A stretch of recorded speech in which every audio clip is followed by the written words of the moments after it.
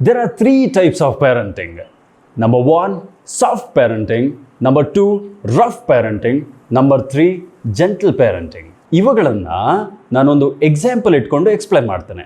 ನಿಮ್ಮ ಮಗುಗೆ next week exam ಇದೆ, ಮಗು ಓದ್ಕೊಳ್ದೆ ತುಂಬ ಆಟ ಆಡ್ತಾ ಇದೆ. ಈ ಕ್ಷಣದಲ್ಲಿ ನೀವೇನು ಮಾಡ್ತೀರಾ? ಅದರ ಹತ್ರ ಹೋಗಿ ಮಗುಗೆ ಯಾಕೆ ಅನ್ನೆಸರಿ ಸ್ಟ್ರೆಸ್ ಮಾಡೋದು ಅಂತ ಹೇಳಿ, ಮಗು ನಿನಗೆ ಯಾವಾಗ ಓದಬೇಕು ಅನಿಸುತ್ತೋ ಅವಾಗ ಓದ್ಕೊಳ್ಳಮ್ಮ ಅಂತ ಹೇಳ್ತೀರಾ. ಇದರಲ್ಲಿ ಏನು ಮಾಡುತ್ತೆ, ಮಗು ಥಿಂಗ್ಸ್ನ ಗ್ರಾಂಟೆಡ್ ತೊಗೊಳೋಕೆ ಸ್ಟಾರ್ಟ್ ಮಾಡುತ್ತೆ. ಅಂದರೆ ನನಗಿಷ್ಟ ಬಂದ ಹಾಗೆ ನಾನು ಬಿಹೇವ್ ಮಾಡ್ಬೋದು ಅನ್ನೋ ಒಂದು ಬರದಲ್ಲಿ ಲಿಮಿಟ್ಸ್ ಅಥವಾ ಬೌಂಡ್ರೀಸ್ನ ಮರ್ತೋಗುತ್ತೆ. ಇದರಿಂದ ಏನಾಗುತ್ತೆ, ಮಗು ಅಕೌಂಟಬಿಲಿಟಿ ಅನ್ನೋದು ಮರ್ತೋಗುತ್ತೆ. ಇನ್ನು ಸೆಕೆಂಡ್ ಸಿನೇರಿಯೋದಲ್ಲಿ ನೀವೇನು ಮಾಡ್ತೀರಾ, ಮಗು ಹತ್ರ ಹೋಗಿ ಅದನ್ನು ಚೆನ್ನಾಗಿ ಬೈತೀರಾ. ನಿಂಗೆ ಬುದ್ಧಿ ಇಲ್ವಾ, ನಿಂಗೆ ಜ್ಞಾನ ಇಲ್ವಾ, ನಿನಗೆ ಗೊತ್ತಾಗೋದಿಲ್ವಾ, ನೀನು ಹಾಗೆ, ನೀನು ಹೀಗೆ, ನೀನು ವೇಸ್ಟು, ನೀನು ನಾಲಾಯಕ, ಈ ಥರದ್ದೆಲ್ಲ ಅವ್ರನ್ನ ಬೈದು ಅವರ ಮೂಡ್ ಹಾಳು ಮಾಡಿ ಬರ್ತೀವಿ. ಇದರಿಂದ ಏನಾಗುತ್ತೆ, ಮಗುವಿಗೆ ಅನ್ನೋಯಿಂಗ್ಲಿ ಒಂದು ಭಾವನೆ ಉಳ್ಕೊಂಬಿಡುತ್ತೆ. ನನ್ನ ಭಾವನೆಗಳಿಗೆ ಏನು ಬೆಲೆ ಕೊಡೋದಿಲ್ವಲ್ಲ ನಮ್ಮ ಪೋಷಕರು, ನನ್ನ ಅನಿಸಿಕೆಗಳಿಗೇನು ಇಲ್ಲಿ ಬೆಲೆನೇ ಇಲ್ವಲ್ಲ, ಪೋಷಕರಿಗೆ ಅವ್ರಿಗೆ ತೋಚಿದ್ದೇ ಹೇಳ್ತಾರೇನೋ. ಆಮೇಲೆ ಈ ಪೋಷಕರ ಮತ್ತು ಮಕ್ಕಳ ಮಧ್ಯೆ ಒಂದು ಅಂತರ ಬೆಳೆಯೋದಕ್ಕೆ ಸ್ಟಾರ್ಟ್ ಆಗುತ್ತೆ. ರಿಜಿಡ್ ಆಗಿಬಿಡ್ತಾರೆ, ಹೇಳಿದ್ದು ಮತ್ತೆ ಕೇಳೋದಿಲ್ಲ. ಈಗ ಥರ್ಡ್ ಸಿನೇರಿಯೋದಲ್ಲಿ ನೀವೇನು ಮಾಡ್ತೀರಿ, ಮಗು ಹತ್ರ ಹೋಗ್ತೀರಿ.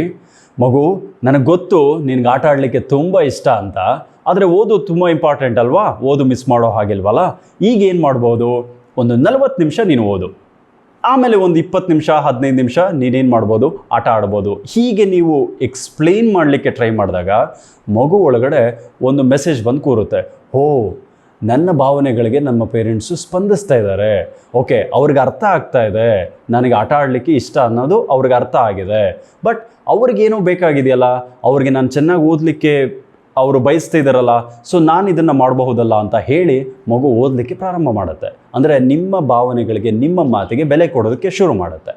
ಇದರಿಂದ ಅರ್ಥ ಮಾಡ್ಕೋಬೇಕಾಗಿರೋದೇನು ಅಂತ ಹೇಳಿದ್ರೆ, ರಫ್ ಪೇರೆಂಟಿಂಗಿಂದ ಮಕ್ಕಳು ರಿಜಿಡ್ ಆಗ್ತಾರೆ, ಭಯ ಸೃಷ್ಟಿ ಮಾಡ್ಕೋತಾರೆ ಅವರೊಳಗಡೆ. ಇನ್ನು ಸಾಫ್ಟ್ ಪೇರೆಂಟಿಂಗ್ ಮಕ್ಕಳನ್ನು ಹಾಳುಗೆಡುತ್ತೆ, ಅಂದರೆ ಸ್ಪಾಯ್ಲ್ ಮಾಡೋವಂಥ ಚಾನ್ಸಸ್ ಹೆಚ್ಚಿದೆ.